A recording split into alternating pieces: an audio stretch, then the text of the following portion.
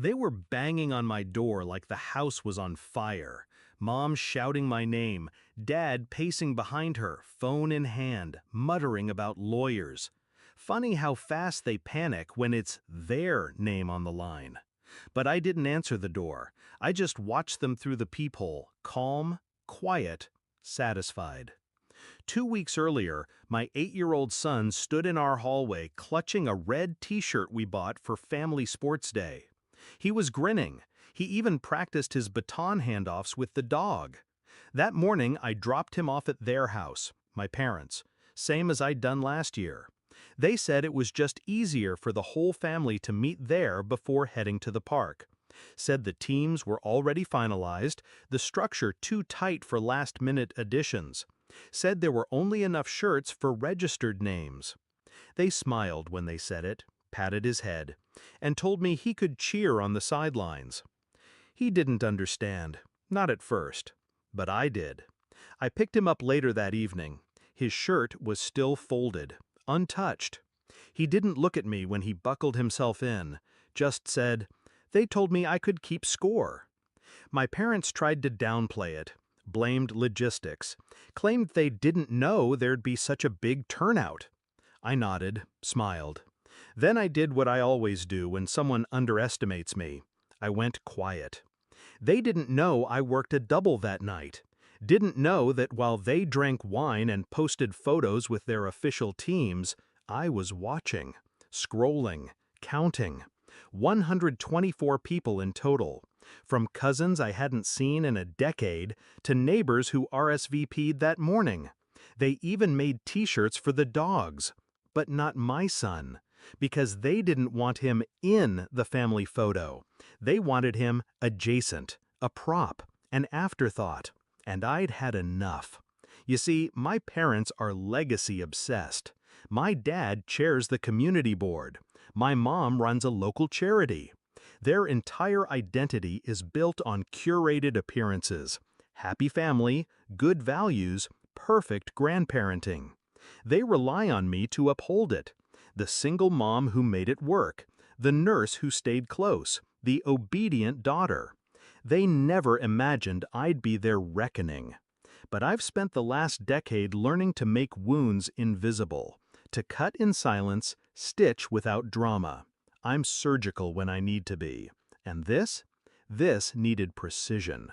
First, I pulled the community grant applications they submitted this year, 3 of them, all tied to youth wellness and inclusive family initiatives, all signed with glowing language about equal access and no child left behind.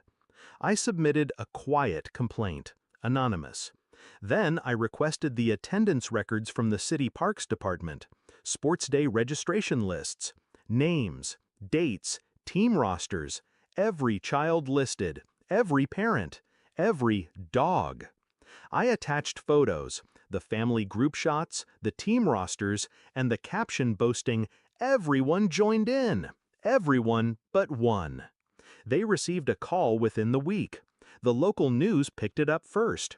A story about a boy excluded from a family event under the guise of rules. The phrase, "only enough shirts for registered names," became a headline. But the real damage came later. The grant was suspended pending investigation. Their charity gala lost sponsors. And I stayed quiet.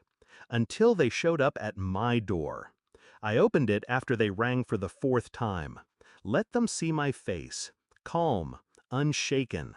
My dad started barking about reputations, about how I misinterpreted a logistical error. My mom pleaded, "You're overreacting. You know how chaotic these things get. Why are you doing this to us?" I stepped outside, let the door click shut behind me. I looked them both in the eye.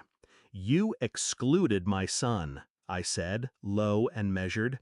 "You lied to his face. And then you smiled for photos like he didn't exist." Mom tried to speak. I raised a hand. "This isn't revenge. This is exposure." I leaned in.